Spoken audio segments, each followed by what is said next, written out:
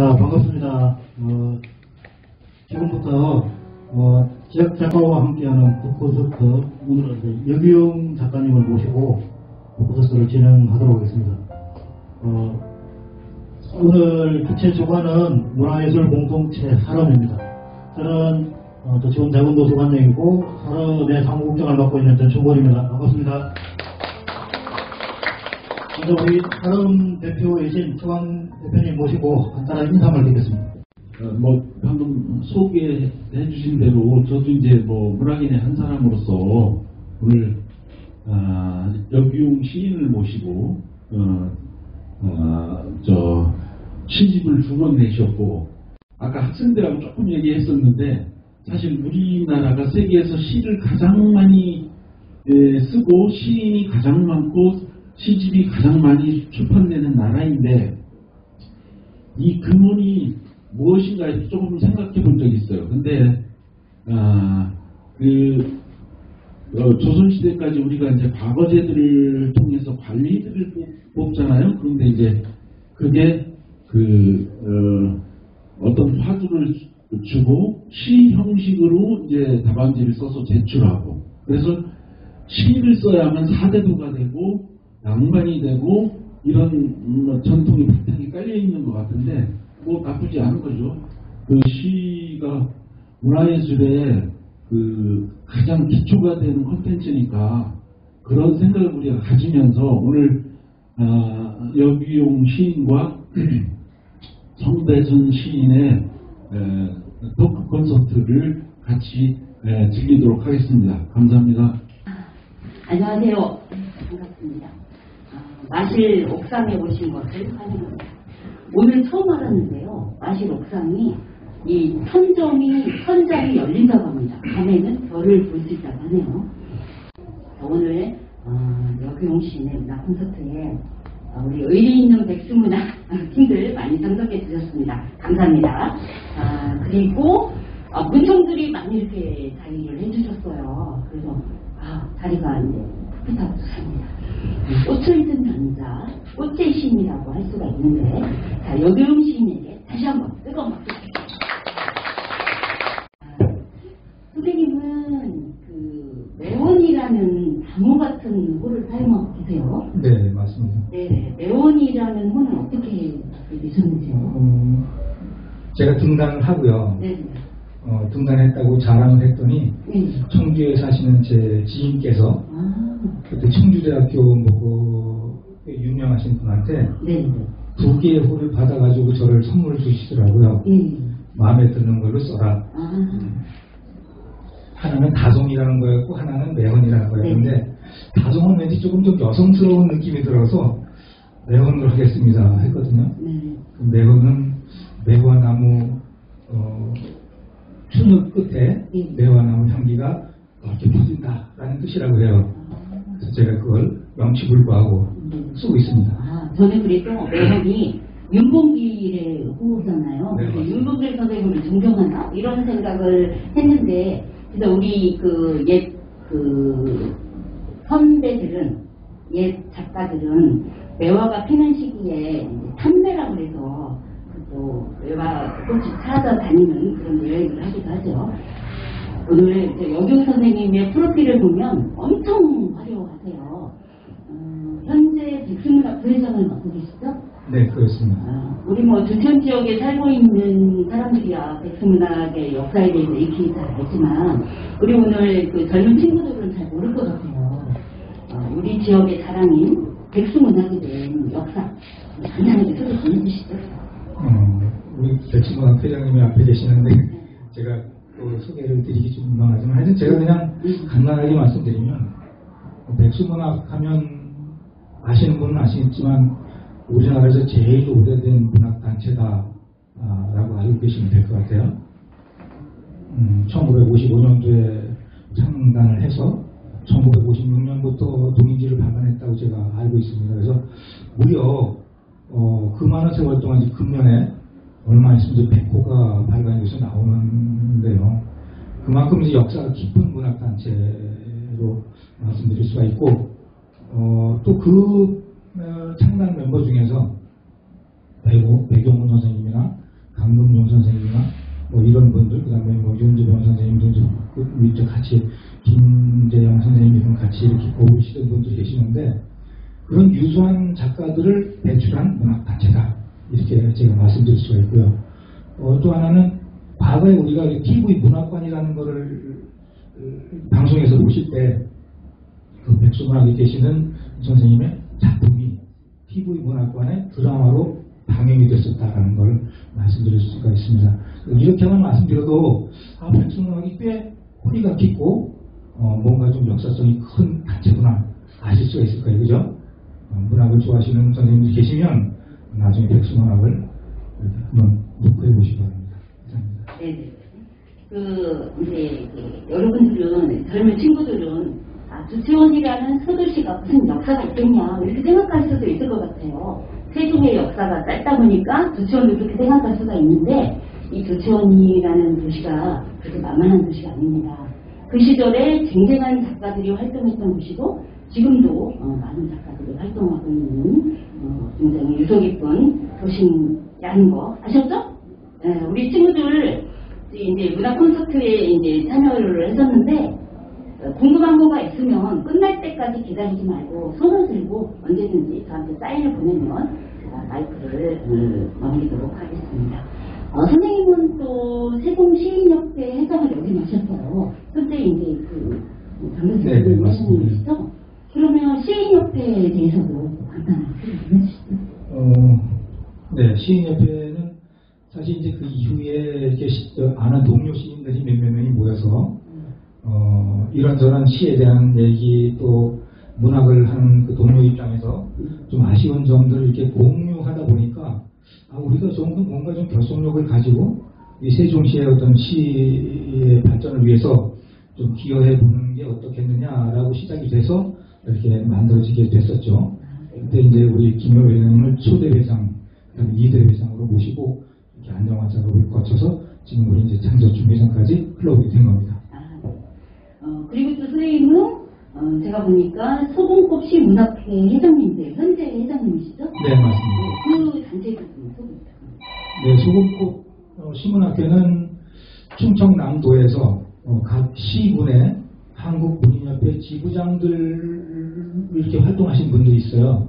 그분들이 중심이 돼서 이렇게 만들어진 문학단체입니다. 그래서 거기에 제가 지금 회장을 맡고 있고요.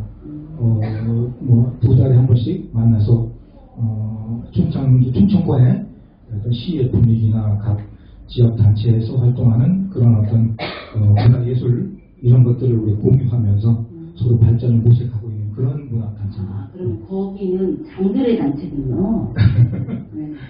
그리고 또 현재는 아니고 선생님은 긁은 문학회라는 걸 또 창립을 하셨더라고요. 네네네. 그리고 거기서 10여 년 넘게 장기 집권을 하셨죠?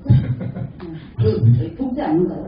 10년 정도 하면 독자 아니에요? 맞습니다. 네, 그 문학회에 대해서 근데 우리 지금 성시님께서 제 뒷조사를 엄청 하셨네요. 엄청 뒤졌어요. 이거 꼭 청문회 하는 거 아니죠? 예. 청문회랑 비슷하죠? 긁은 문학회를 제가 대전 지역에서 아직 그때는 제가 문학을 하면서 이 세종시 조치원 지역이었죠. 그때는 좀 낯이 많이 있질 않았어요. 이렇게 저도 이제 여기 외지에서 들어오다 보니까 대전 지역에 많이 아시는 분들이 계시는 바람에 거기에서 몇몇 명이 모여가지고 시작을 했죠. 긁은 문학회라고. 그래서 그거를 주제넘게도 제가 이렇게 참관을 해서 한 10여 년 이렇게 운영을 해오다가 말씀하셨듯이 장기 집권하게 되면 아무래도 고인물이 되다 보니까 그걸 좀 발전적으로 좀 진행을 시켜보자라고 해서 제가 넘겨주고 그 다음에 이제 제가 세종시에 좀 더 이제 그 시인협회 이렇게 같이 공유하면서 자리를 잡게 됐죠. 선생님은 이렇게 이제 문단 활동도 활발하게 하시지만 개인적인 일도 엄청나게 많이 하세요. 그 중에서 제가 딱 눈에 띈 거가 환경교육사 일도 하시던데요. 네, 환경교육사는 어떤 일을 하는 직업인데요? 그 환경교육이라고 하는 것은 지금 우리가 제일 중요하게 생각해야 될 부분이 아닌가 싶어요. 지금이 30년 동안 우리나라 통계를 보면 여름이 20일이 늘어났고요. 겨울이 22일이 줄어들었다고 합니다. 그만큼 이제 지구 온도가 올라갔다는 얘기죠. 제가 퇴직을 하고 사회의 여러 가지 분야에 좀 이렇게 관심을 가지고 돌아보다 보니까 제가 할 수 있는 게 그게 있더라고요. 많은 사람들 앞에서 뭐 이렇게 이야기하고 뭐 이렇게 같이 하는 걸 좋아하다 보니까 그거를 가지고 내가 많은 사람들한테 공유하고 환경의 중요성을 일깨워 주는데 큰 보탬이 될 수 있겠구나라는 걸 제가 느꼈어요. 그래서 정식으로 자격을 취득을 해서 환경 교육을 하게 됐고, 하다 보니까 또 우리가 숲에 대해서 굉장히 중요함을 느껴서 숲에서다까지 자격을 취득을 해서 지금 그 초, 중, 고등학교 일반인 대상으로 충청권을 중심으로 해서 환경교육 활동을 하고 있습니다. 그러면 실생활에서 실천하고 있는 환경운동이랄까요? 네. 이런 거 혹시 공개해 주실 수 있으실까요? 지금 또 간단한 거죠. 우리가 무심하게 지금 습관적으로 하는 게 있어요. 쓰레기 버리는 거. 그냥 쓰레기 분리배출이 중요한 게 아니에요. 쓰레기 버리는 거. 이게 굉장히 중요합니다. 그 다음에 전기 안 쓰는 거 켜놓는 거. 그 다음에 물 우리가 흔하다고 막 틀고 양치하고 하는 거. 이런 거 양치컵을 쓰는 게 좀 중요한 거고요. 그렇게 물을 쓰는 순간 우리나라 지구의 어딘가에서는 물 때문에 하루 종일 가서 걸어가서 물을 길어다가 먹는 그런 아이들도 있기 때문에 그런 것들은 우리가 중요하게 생각을 해야 되고요. 실천하는데, 그러니까 교육하는 게 중요한 게 아니라 사실 실천이 더 중요하고 힘들죠. 그렇습니다. 조금 전에 말씀하셨지만 숲 해설사도 같이 하고 계세요. 숲 해설사는 어떤 일을 하는 직업이죠? 그야말로 숲에서 이제 힐링하는 건데요. 숲 해설가도 종류가 여러 가지가 있습니다. 숲 치유를 중심으로 하는 사람, 그 다음에 숲에 대한 어떤 그 이야기나 나무나 이런 풀 같은 거를 그냥 설명해 주는 사람, 그 다음에 숲에서 어떤 놀이나 아니면 그런 환경 활동을 통해서 주변 사람들한테 그런 거에 대한 중요성을 가르쳐 주는 사람, 이제 여러 가지 분류가 되는데, 저는 그 세 가지를 다 같이 공유를 하고 있어요. 뭐 물론 이제 제가 이제 대전이나 여기저기 그런데 뭐 대전에 그 공원이 있죠? 한밭수목원인가? 한밭수목원, 도솔산, 월평공원, 그 다음에 대청호를 중심으로 해서 활동을 하는데, 그래서 대청호 해설사도 하시는 거예요? 네네, 그렇습니다. 물에 대한 중요성 때문에. 영광이네요. 네, 그래서 그런 데 오시는 선생님들이나 아니면 학교에서 이제 거기를 이렇게 탐방을 오잖아요. 그러면 그분들 데리고 숲이 왜 중요한지, 나무 한 그루가 우리는 탄소를 많이 만들어내요. 이런 것도 사실은 탄소를 만들어내는 일 중에 하나거든요. 이런 거가 하나 만드는데 탄소가 그냥 수돗물 먹는 거에 770배가 더 나옵니다. 정수기 물 한 번 먹는 거가 2100배가 더 나옵니다. 이거 환경교육하는 건 아닌데 자연스럽게 얘기가 가까이 갔어요. 네. 그러면은 세종시에서 하고 계시는 건 아니에요? 숲해설을? 세종시에서는 하천을 중심으로 해서 금강을 중심으로 해서 학생들한테 생태 환경을 제가 지금 이렇게 데리고 다니면서, 그러면 숲 해설을 하시면서 이제 가령 어느 산에 가면 이런 특이한 나무가 있고, 어느 강에 가면 이런 특이한 물고기가 있고, 어디 가면 이런 특이한 벌레가 있다, 그런 거 조금 공개를 해주실 수 있어요? 그거 특이한 거라기보다도 뭐 다 보편적인 거죠. 보편적인 거라서 어디 가나 다 볼 수 있는 것들이라 뭐 어디 가면 특이한 게 뭐가 있다 이렇게 말씀드리긴 조금 좀 곤란한 부분인데. 네, 알겠습니다. 선생님은 이 외에도 엄청나게 많은 일을 하세요. 뭐 신문에 칼럼을 기고한다든가 뭐 기타 등등 얘기 많은 활동을 하고 계신데, 이런 이야기들은 다음에 기회가 있으면 또 이제 들어보기로 하고 이제 본격적으로 문학 이야기를 하고 있습니다.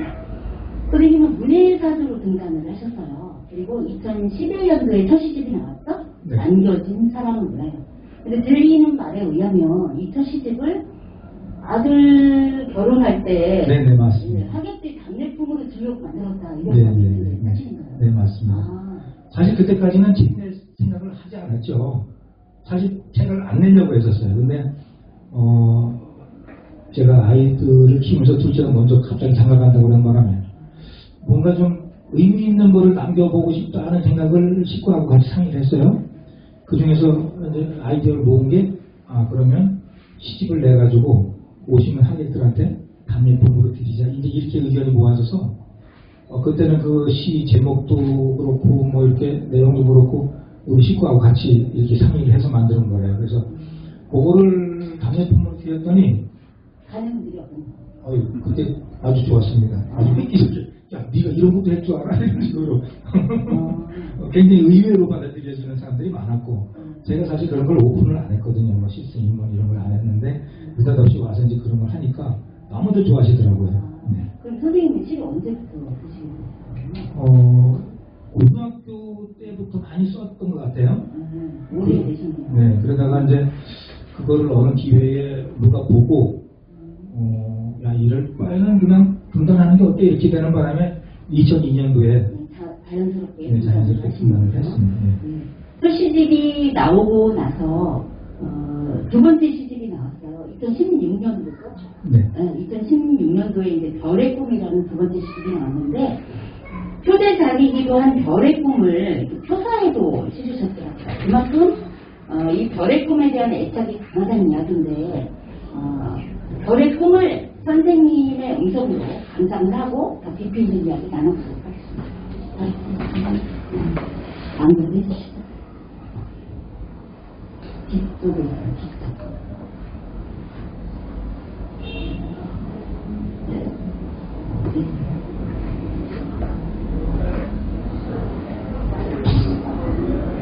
요거를 읽어드리는데 이게 뭔 얘기지 하는 걸 한번 같이 공유해봤으면 좋겠어요. 제 마음을 얼마나 들여다보고 있는지 한번 좀 살펴보겠습니다. 별의 꿈. 밤하늘 구름이 달을 가리고 있는 시간, 허공을 맴도는 바람에 누린다.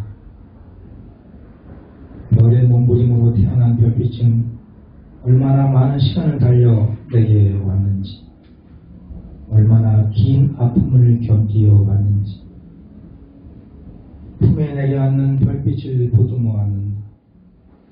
고마운 거다. 마음속에 비치는 별은 너무도 투명하여 차마 바라볼 수가 없다. 때로는 아름답게, 때로는 슬프게 차가운 겨울 밤하늘의 빛을 뿌린다. 힘든 몸부림, 푸른 빛으로 내게 오기까지 억겁의 시간을 말없이 견디어온 별빛. 가슴에 든 멍 탓인지 품에 안긴 별빛은 푸르기만 하다. 낭독도 잘하시네요. 어떻게 글쎄, 이게 뭐에 대해서 쓰신 것 같은가요? 쓴 것 같은가요? 조금 저한테는 좀 아픔이 있는 시간. 네.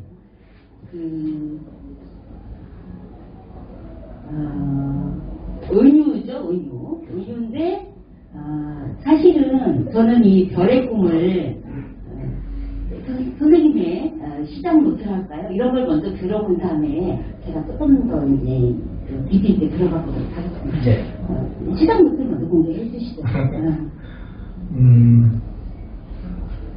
전체적인 걸. 아니, 뭐, 여기 별의 꿈. 별의 꿈. 네.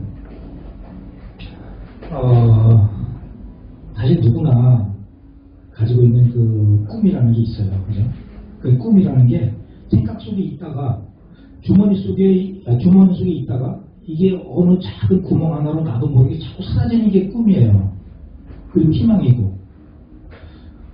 근데 그거를 하나씩 이렇게 더듬어서 챙겨서 그 다음에 그거를 내 나름대로의 어떤 중요한 그런 바로메타로 사용한다는 거는 굉장히 참 힘든 일이라고 제가 생각을 합니다. 근데 별의 꿈이라고 하는 그런 아까 방금 읽어드린 그런 시를 통해서 말씀드렸듯이 저한테 주어진 시간 하나하나가 굉장히 저는 소중하고 아깝고 그랬어요. 그래서 뭐 하나를 이렇게 내가 하고자 할 때 또는 뭐 하고자 하는 일 이외에 시를 쓰기 위한 모든 것들을 저는 그런 별로 본 거죠.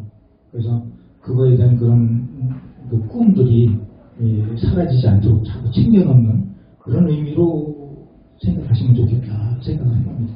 그 대상은 없는 건가요? 이 별의 꿈에 대한, 이 별에 대한 대상은 누구를 염두에 두고 쓰시는 건가요? 다양한데 중요한 거는 제일 큰 거는 제 직구죠. 네. 네. 그렇게 이제 봤거든요, 저도. 근데 이제 그 여경 선생님이 의식을 했던 의식을 하지 않았던 간에 이 작품은 사실은 작가의 사유가 굉장히 깊이 되어 있는 철학이 담겨 있는 시라고 저는 봤어요. 누구도 어느 해설가나 어떤 평론가도 거기에 대한 그렇게까지 미르를 다룬 건 본 적이 없는데 어떻게 보면 이 시는 동학의 인내성 사상까지 또 이제 그 연관을 시킬 수 있는 작품이거든요. 동학에서는 시천주라고 해가지고 하늘을 섬기듯 사람을 섬기라는 말이 있어요. 그러니까 시는 밖에 있는 것이 아니라 사람 안에 있다. 그래서 그 내 옆에 있는 사람을 신처럼 섬기라는 그런 사상인데 선생님은 사모님을 이제 별로 봤다는 이야기죠. 별처럼 신으로 봤다는 이야기잖아요. 그래서 이 사상은 사유가 의식을 했던 의식을 하지 않았던 바탕이 깔려있기 때문에 튀어나왔다라고 저는 봅니다. 그래서 선생님이 꽃을 이제 선생님의 작품이 꽃에 대한 시, 풀에 대한 시, 나무의 시들이 온통이잖아요. 거의 뭐 한두 편이 아니고 거의 다라고 볼 수가 있는데 그래서 제가 선생님을 꽃을 든 남자, 꽃의 신이라고 이제 얘기를 하는데 그래서 저도 이 시를 이제 좋게 봤는데 이렇게 표소화에까지 실었다는 것은 선생님도 그만큼 애착이 있다는 그런 이야기죠. 네. 저는 대표시로 내세울만 하고 애착이 같다. 그런 시로라고 보여지는데 맞나요? 맞습니다. 자, 그러면 조금 분위기를 바꿔서 우리 그 학생들의 질문을 한번 들어보고 계속해서 이야기 나눠보도록 하겠습니다. 문학에서는 표현 수단이 많잖아요.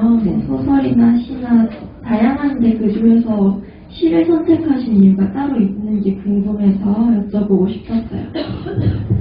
네, 시를 선택하게 된 이유는 사실 짧은 글로서 글 속에 내가 표현하고 싶은 거를 많이 담을 수가 있어요.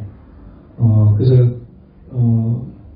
솔직히 말하면 많은 것 복잡하게 막 이리저리 엮어서 생각하지 않아도 내가 어떤 꽃이나 사물을 보고 떠오르는 생각을 그냥 이렇게 짧은 글을 표시할 수 있다는 것 때문에 습관이 된 거예요. 그렇게 쓰는 것들이. 그래서 그게 편하게 느껴졌고 그러다 보니까 이제 시를 쓰게 됐죠. 네. 그래서 여기 그 문창고 학생들도 와 있는데 문창고 가면은 그래서 영화 한 편 보고 시 한 편 쓰는 훈련을 하고 시 한 편 가지고 소설 한 편 쓰는 훈련을 하잖아요. 그런 이야기를 하신 것 같아요. 또 질문이 없으세요? 네. 마이크 주세요.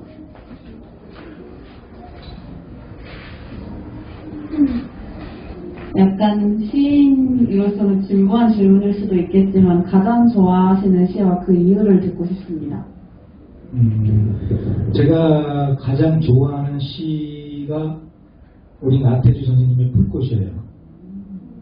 그거는 제가 강의 현장에서 제일 많이 써먹는 거고 어디 가서든 얘기하는 게 사실 그 시입니다. 보면 무슨 뭐 복잡하거나 그런 내용이 있는 건 아니에요. 근데 그 시가 가지고 있는 담겨있는 의미가 굉장히 저한테는 커요. 그래서 그걸 굉장히 좋아합니다. 나 선생님의 풀꽃에 대한 배경을 간단하게 이제 얘기를 하면 나 선생님이 초등학교 선생님이셨어요. 근데 학생들이 어린아이들이라고 해서 다 선사 같은 건 아니잖아요. 교사 입장에서는 엄청 배구진 아이들이 있을 거 아니에요. 근데 나 선생님이 엄청 마음에 안 들고 너무 말썽만 피우는 애들이 마음에 안 들었대요. 그런데 저 아이들을 교사 입장에서는 예쁘게 봐야 되잖아요.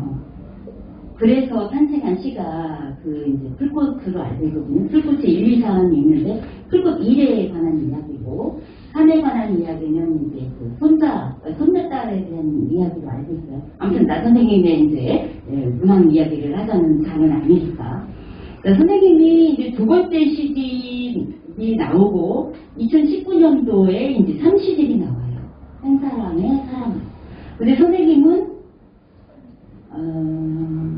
가족의 얘기를 지극히 아끼시는 분이에요. 어느 시집을 봐도 물론 배경은 가족이겠지만 드러내놓고 에피소드를 밝힌 시인은 없어요. 그런데 한 시집에서는 제목이 그리운 할머니였더라고요.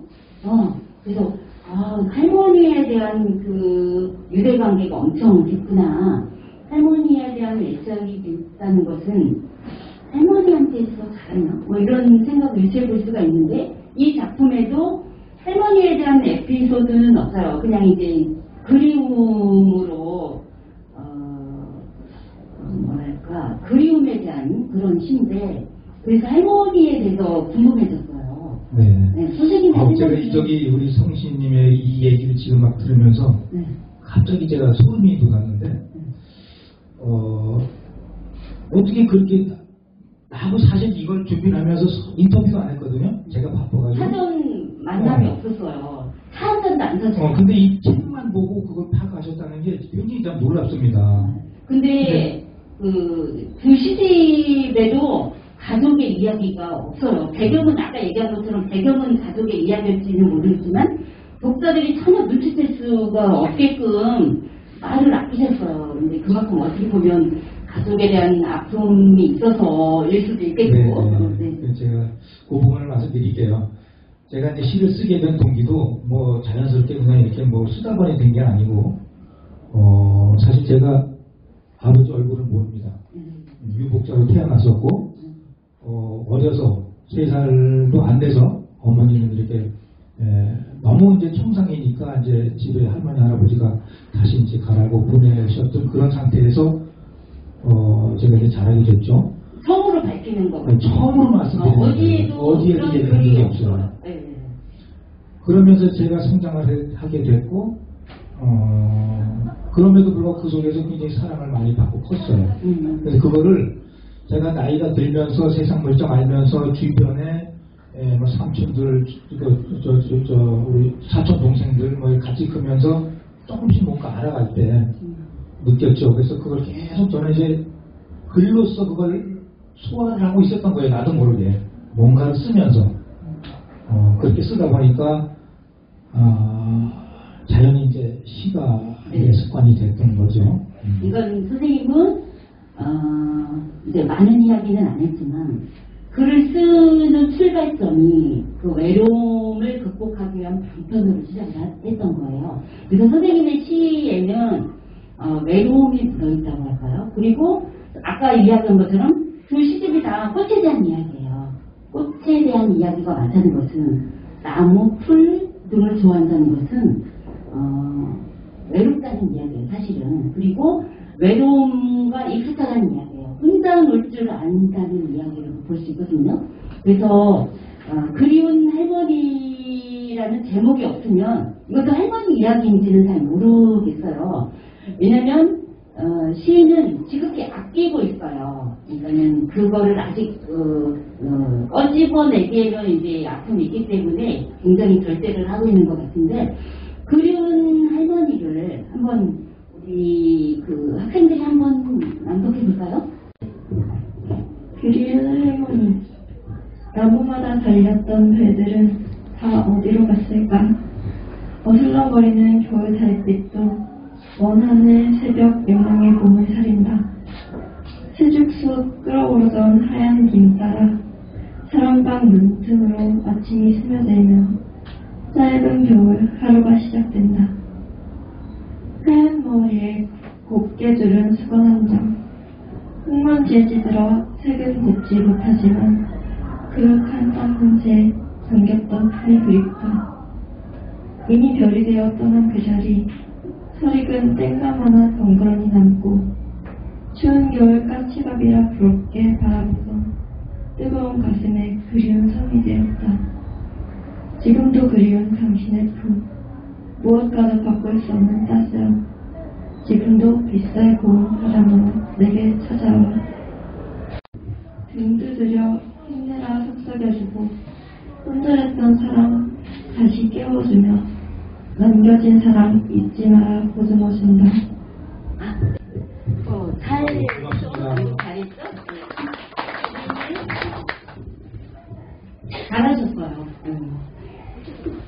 근데 마지막 문장이 남겨진 사랑 잊지 마라. 고등어 중사 이렇게 했단 말이에요.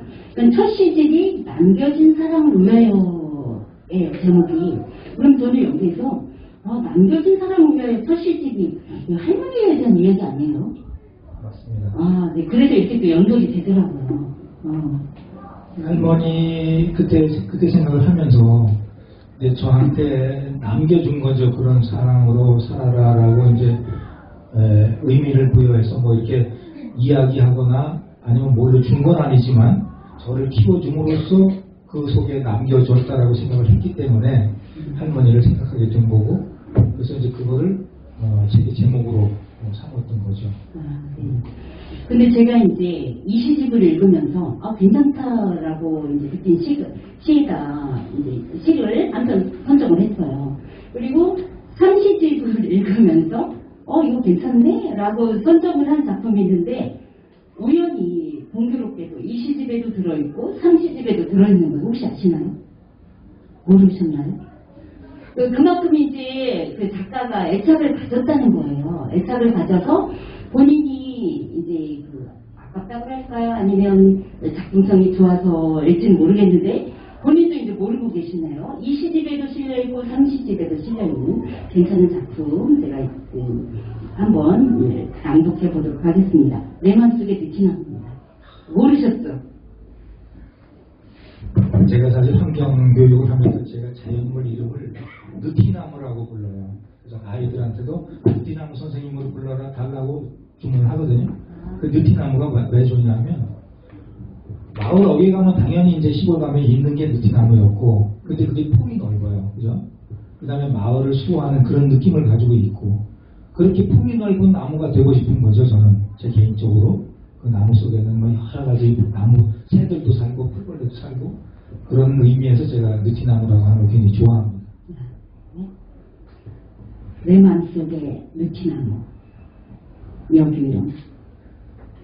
어릴 적 동구방 느티나무를 보면 내가 크면 저 느티나무 같은 사람이 되자고 했다. 비바람 온갖 풍상 다 겪으면서 꿋꿋이 쉼터가 되어주는 그 모습. 바람도 쉬어가고 새들도 둥지를 들고 온갖 풀벌레들도 품어안는 그 모습이 너무 좋았답니다. 지금도 동네 어귀 느티나무를 보면 아무 생각 없이 쉬어가곤 한다. 살다 보니 그 마음은 많이 퇴색되었지만 그래도 그 넉넉한 품이 그리운 것은 내 맘 한구석엔 느티나무가 자라고 있는 게다. 세상에 동화되지 못하다 보니 가지도 부실하고 잎도 까칠하다. 넓은 품, 그 넉넉함이 아쉽고 어딘가 쫓기듯 살아온 과거가 아프기만 하다. 생각은 가는데 마음이 따라가지 못하는 것이 남은 내 생의 걸림돌이 되지 않기를 간절한 마음으로 바라본다. 나는 느티나무가 되고 싶다. 이런 시예요. 근데 두 시집에 실려 있었는데 제가 발견을 했습니다. 그래서 아마도 시인은 여러 사람에게 또는 많은 어떤 사물에게 그늘이 되어주는 커다란 느티나무가 되고 싶은 생각을 하고 있는 것 같아요. 그래서 이 시에도 그 중간중간 조금 여러분들 느끼셨을지 모르겠지만 조금 어떤 그 아픔 같은 게 느껴지나요? 아까 이제 그 시장 노트를 잠깐 공개를 해주셨어요. 그러면 이 3시집에서 그 애착이 가는 작품은 어떤 작품이나요? 여기 제목으로 뽑은 시죠. 한 사람의 사랑으로. 네. 그래서 여러분들 이제 그 문청 친구들 아시니까 시집을 보면 이 표제작을 좀 봐야 돼요. 서시는 가장 완성도 높은 시를 서시로 빼는 거고, 이 표제작은 작가가 아끼는 시를 표제작으로 넣는 거거든요. 그러면 선생님이 낭독을 잘 하시니까 한 사람의 사랑으로를 한 번 더 낭독을 부탁드리고 또 계속 이야기 나눠보도록 하겠습니다. 비평이 있죠?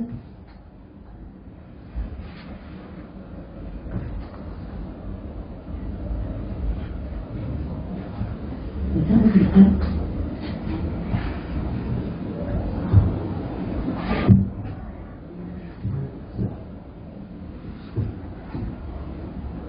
한 사람의 사랑으로 아마도 불빛을 보았으리라. 무거운 수행하던 내 하루의 삶에 연이다 마주하던 날, 수십 년 살아온 오두막집 헐. 내 마음이 내 맘 같지 않던 어느 날 한 사람의 사랑으로 빈자리 만들어줄 때 그 고마운 마음 이루 말할 수 없었는데, 지금도 얼얼했던 그 시간을 결코 잊을 수 없음은 그만큼 정이 깊었다는 뜻. 한 사람의 사랑으로 이만큼 살게 해줘서 고마운 마음 어찌 다 할 수 있을까?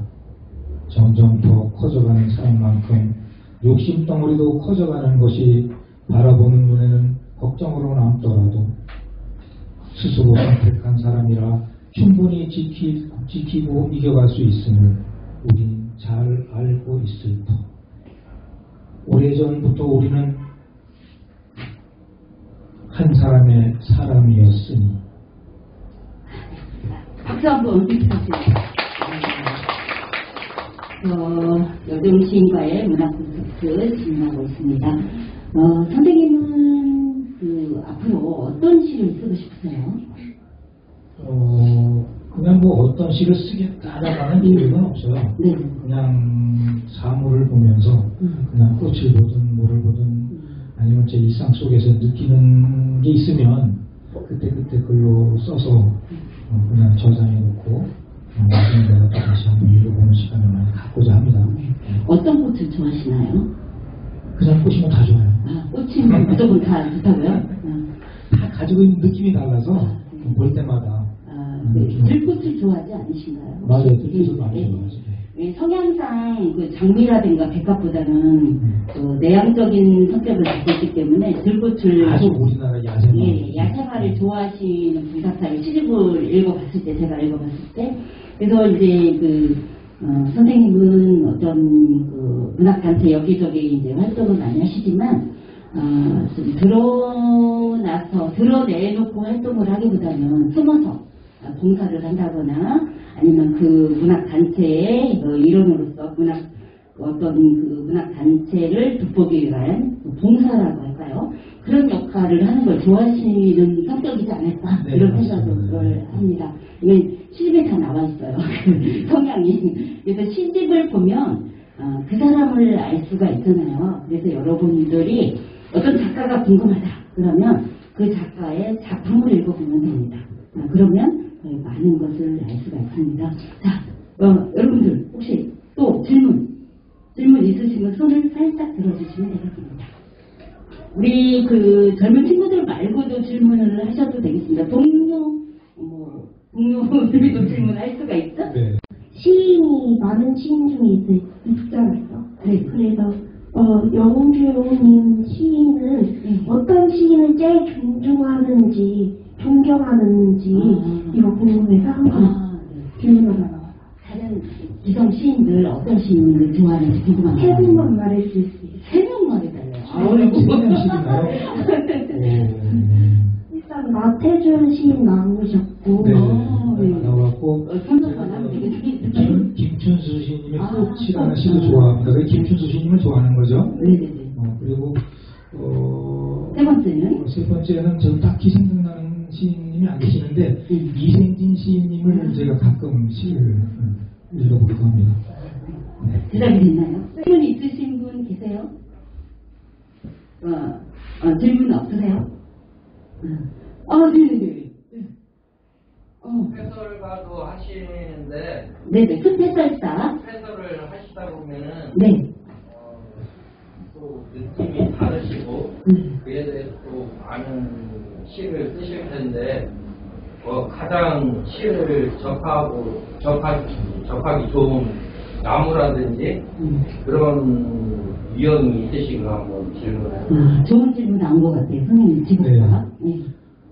얼마 전에 제가 지금 그 산림청 프로그램을 하나 지금 운영하고 있는 게 있어요.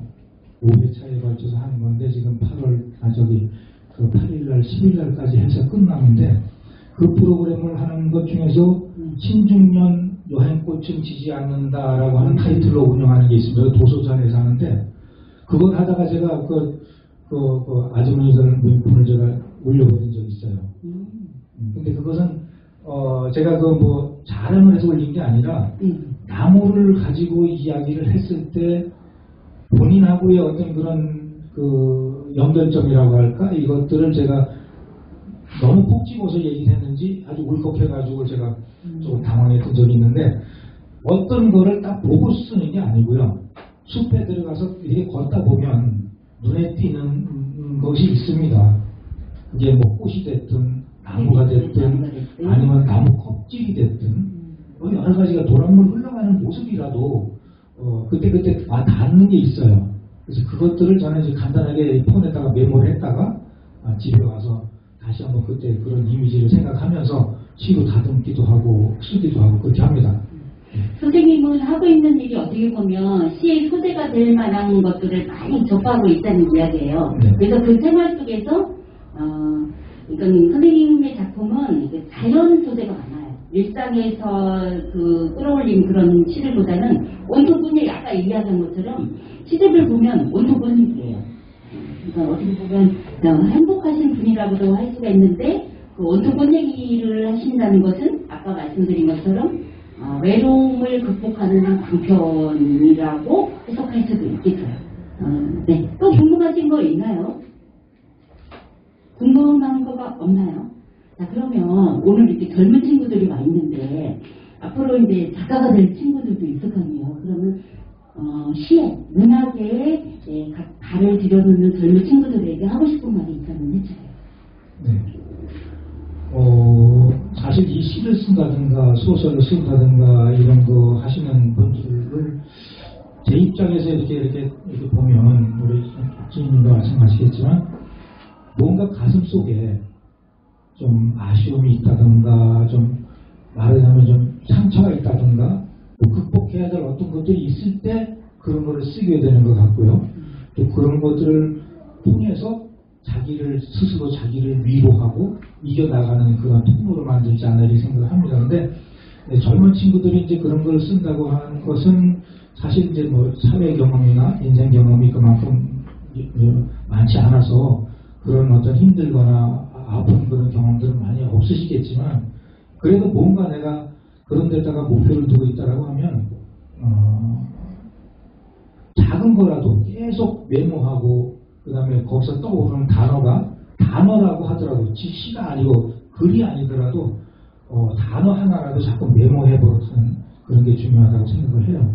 제가 한 8명 정도를 제가 시를 이렇게 가르쳐가지고 등단을 시킨 경험이 있는데 그분들한테 제가 했던 얘기는 뭐냐면 좀 무리한 얘기지만 하루에 3편씩 3년 동안 쓰라고 그랬어요. 무조건. 근데 그 중에서 그거를 이렇게 한 친구는 딱 한 사람뿐이 없었습니다. 지금 서울에 있는 친구인데 그렇게 많이 쓰라고 한 거예요. 쓰다 보면 나도 모르게 뭐 시어나 다른 사물을 보는 시각이 자꾸 조금씩 넓어지는 것 같더라고요. 그래서 그렇게 했던 기억이 있습니다. 그래서 뭔가 좀 목표를 가지면 그 목표를 어떻게든지 내 걸로 만들기 위해서 하는 노력이 필요한 거예요. 그냥 저절로 되는 건 아니거든요. 그렇게 생각을 합니다. 네, 감사합니다. 자, 오늘 꽃을 든 남자라고 제가 표현을 했죠. 꽃의 시인 여규용 시인의 문화 콘서트에 참여해 주셔서 감사합니다. 자, 이제 마무리할 시간인데요. 오늘 선생님의 이야기, 몰랐던 이야기 많이 아셨죠? 또 말씀을 재밌게 해주신 여규용 시인에게 다시 한번 뜨거운 박수. 여경 시인의 문화 콘서트를 여기서 마무리하도록 하겠습니다. 고맙습니다.